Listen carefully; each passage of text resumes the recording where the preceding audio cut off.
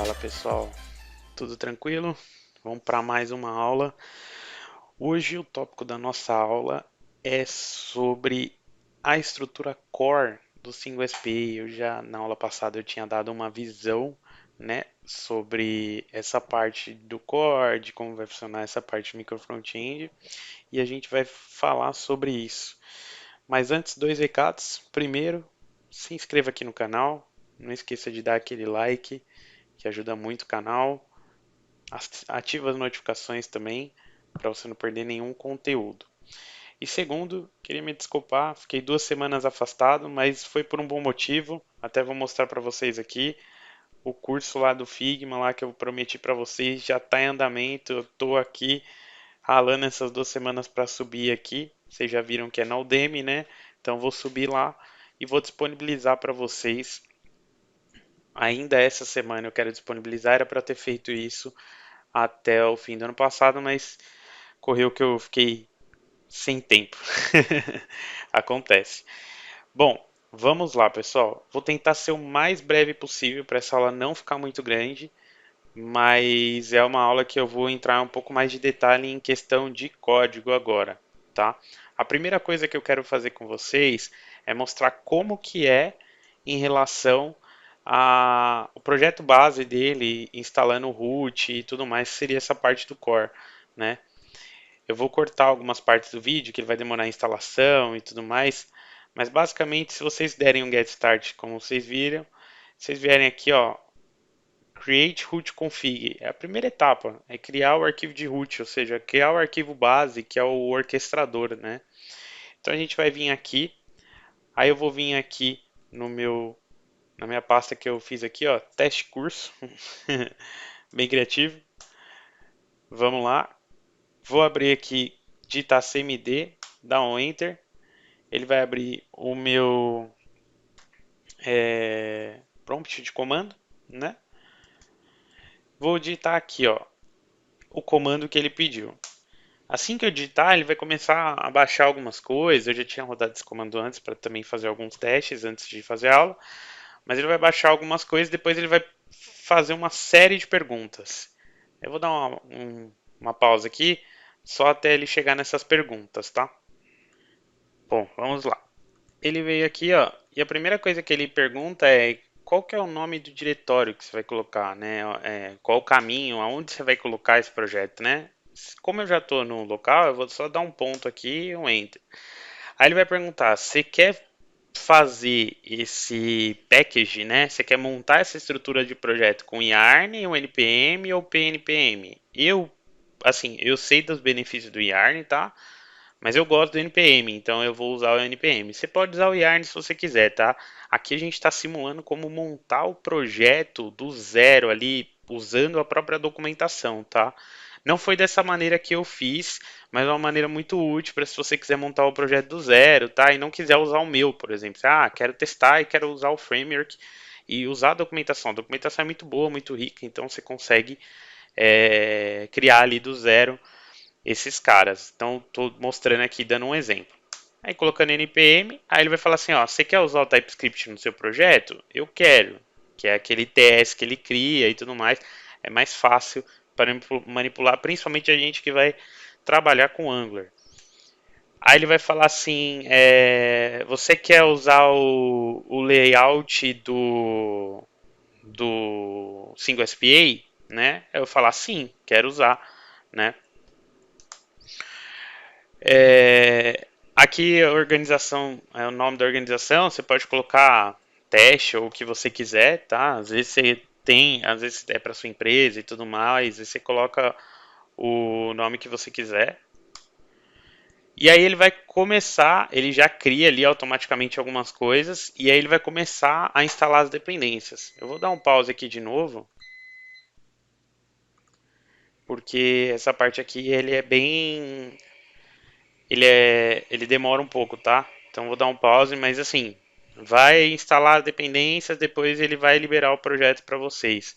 Eu vou mostrar para vocês como é que vai ficar. Bom, pessoal, acabou aqui. E aí ele instalou tudo que tinha que instalar. A gente vai fazer o quê? A gente vai vir aqui nessa pasta, vai dar um code. Opa!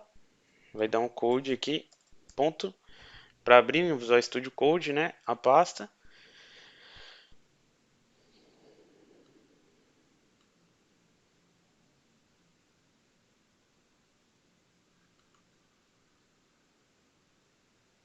Abriu aqui, né? E vamos lá entender algumas diferenças, tá? Acho que uma das boas diferenças aqui é que aqui, por eu não ter seguido o padrão aqui da documentação direto, eu me segui em outros exemplos já existentes que tem no próprio na própria documentação. Eu peguei alguns de base, a partir deles eu criei o projeto, então algumas coisas não tem e que seriam legais que eu vou implementar, tá? Que é aqui essa parte do layout que eu tinha falado para vocês. Então, ó, ele já criou aqui, ó, como eu coloquei o nome do projeto como teste, né? Ele já criou aqui como teste e ele já está falando que ele está vindo pegar aqui, ó, desse micro front-end layout, que é essa parte aqui, padrão, tá? Que ele vem. E aí o que que ele faz ali? Lembra que a gente tinha selecionado que sim, que a gente queria como base o single SPA? Ele já traz aqui no nosso arquivo de root de imports local, ele já tá pegando aqui, ó, o welcome aqui, welcome, né?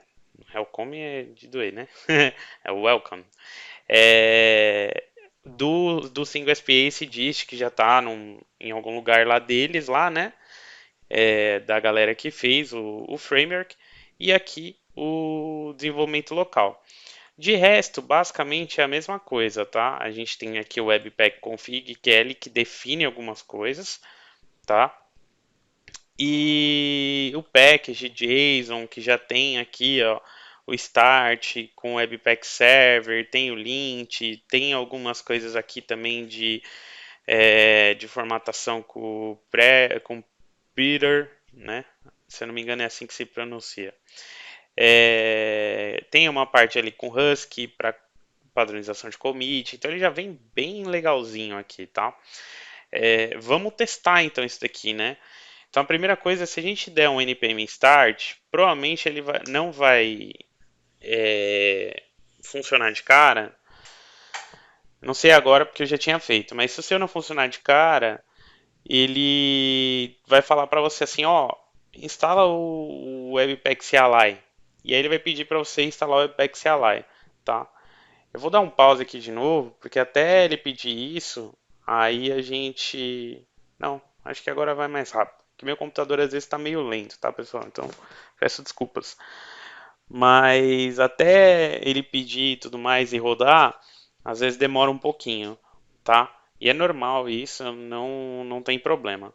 Vamos esperar aqui ele terminar de rodar.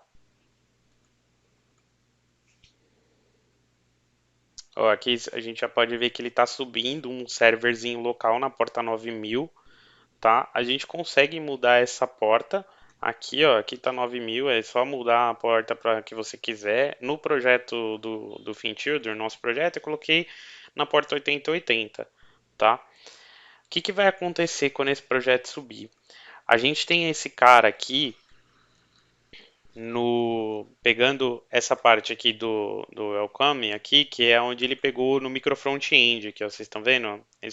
Ele colocou no root default e aí ele coloca aqui application name, ele está chamando esse cara. Então ele está chamando dois caras, o root, que é padrão, você precisa dele, que é o orquestrador, e o micro front-end de boas-vindas, né? Seria mais ou menos como é que a gente diz? Um Hello World, certo? Então vamos aqui, a gente vai colocar aqui, ó, na porta 9000. Opa, na porta 9000. Colocando na porta 9000, ele vai, ó, ele veio aqui, ó, root config. Vamos esperar um pouquinho. Pronto. Carregou aqui o nosso micro front-end deles, tá? Então aqui a gente já tem uma boa base de estrutura de como funciona essa parte, tá? Eu gosto do Single SPA muito por conta disso. Eu achei ele muito simples, mais simples do que a própria documentação. Isso é muito louco, mas assim, mais simples do que a própria estrutura do Angular de fazer o micro front-end. Eu acho que o módulo Federation E o Webpack ele é muito difícil, sabe? Às vezes para ler e é um pouco, eu acho que não é muito didático. Então, aqui, isso é uma das coisas que eu gosto do Single SPA. Claro, nenhum framework é perfeito. O Single SPA também tem os defeitos dele, assim como o Model Federation também tem, que aí um desses é o Single SPA tem alguns probleminhas ali relacionados à OTA, que a gente vai ver mais pra frente. Mas assim, é, tudo você tem que pesar e por isso que eu gosto desse framework, tá? Também tem o lance dele não ter mais suporte, isso é uma coisa ruim, às vezes para corporações grandes o pessoal não aceita, mas tem que entender também que ele é fácil, se alguma coisa acontecer, é fácil de manipular por baixo dos panos ele, entendeu? Porque ele usa ali o Webpack Config, ele usa o CTJS por baixo, então é um pouco mais fácil de manipular se alguma coisa acontecer, tá? Bom, aqui a gente montou então a estrutura ali do nosso projeto através do própria documentação dos caras, né? A própria documentação do 5SPI. Agora o que eu vou fazer? Eu vou mostrar um pouco do nosso projeto, do projeto FinChildren. Aqui você já tem uma base, você já consegue construir sozinho. Se quiser fazer do zero, não quiser me ouvir, seguir a documentação, ótimo. A documentação é ótima também, vai te ajudar bastante, tá? Mas agora vamos pegar o nosso projeto, o projeto que a gente está se baseando, o core aqui, que é a mesma coisa que o root que ele criou, tá? A diferença é que o meu core ele tem um pouquinho mais de abrangência. Eu coloquei numa camada core algumas coisas que eu acredito ser core, que assim, eu não vou subir 100. Sem ter aquilo, sem eu não ter aquilo, eu não vou subir o projeto. Então, basicamente aqui, que é aquela parte default, tá? Que ele coloca, ele até colocou como default lá, e a mesma questão. Primeira diferença do meu deles é que o meu tá todo no index.js, o index EJS, tá? Então essa parte aqui do template não está separada, mas eu vou segregar depois, eu já vi como é que faz, então fiquem tranquilos que depois eu vou fazer essa atualização aqui na, no repositório. Tá? Segunda parte de diferença é que eu comecei uma parte aqui de export do import map, que depois eu vou mostrar para vocês, vou atualizar isso também, estou devendo isso também, mas fiquem tranquilos que vai estar atualizado logo logo essa parte, mas o projeto está funcionando com import map interno. E a outra parte é que dentro do meu root ou dentro do meu core, a gente tem o nav, que diferente lá do outro, que ele fez o trazendo ali no default, né? Ó, vocês podem ver que aqui, ó, a gente tem a parte aqui do application name navbar que ele está aqui meio que no default, tá vendo? O que seria esse default? Ele não tem rota, ele não tem um path aqui para chamar um children, né? Então eu tenho uma estrutura base default que são os micro frontends que eu vou chamar sempre. Então não tem, porque ele é a camada master, né, o que a gente chama. Eu poderia ainda separar mais, eu poderia tirar do core e ou deixar o core só com root e e fazer um outro micro repo chamado master FinChildren Web e lá eu colocar todos os itens de master e depois só chamar aqui. Poderia. Aqui foi assim, no momento eu achei mais viável, tá? Fazer assim, acho que aqui aumentaria um pouco mais a complexidade, acho que não tem tanta necessidade, tá? Então a gente criou um navbar aqui que é em Angular. É um projeto Angular, normal, ó. Não foge nada, é um projeto que você vai dar um CLI ali do Angular e colocar algumas diferenças só que a gente vê do projeto Angular aqui que eu já tinha explicado na outra aula, é essa pasta de SingleSPA, que é algumas propriedades aqui do próprio SingleSPA,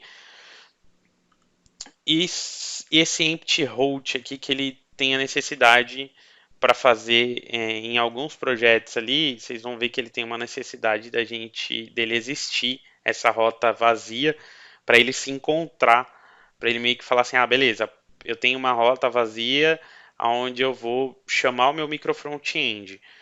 E aí a partir disso ele meio que faz um replace ali, falando, ah, beleza, então essa rota barra navbar eu vou incorporar aqui, tá? É mais ou menos assim que funciona, em linhas gerais.